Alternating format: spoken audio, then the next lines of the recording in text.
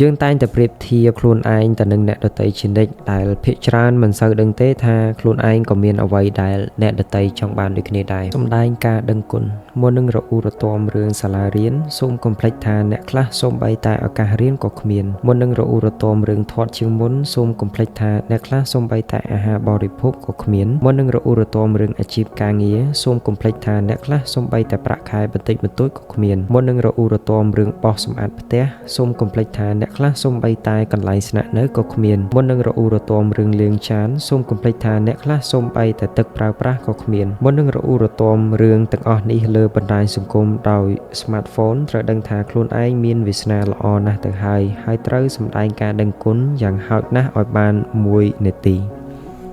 ភាពអស្ចារ្យគឺផ្ដើមចេញពីអារម្មណ៍អរគុណយើងតែងតែប្រៀបធៀបខ្លួនឯងទៅនឹងអ្នកដទៃជានិច្ចដែលភាគច្រើនមិនសូវដឹងទេថាខ្លួនឯងក៏មានអ្វីដែលអ្នកដទៃចង់បានដូចគ្នាដែរសម្រាប់មួយឃ្លាទៀត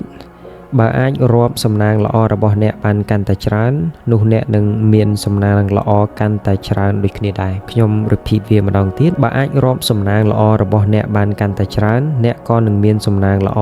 ឲ្យរាប់កាន់តែច្រើនដូចគ្នាដែរវ៉ាវ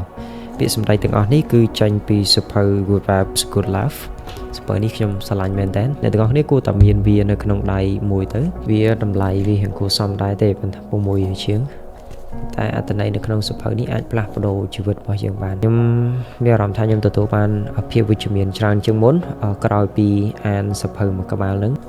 Good Vibes Good Life សាងអារម្មណ៍ល្អស្រូបទាញសេចក្តីសុខ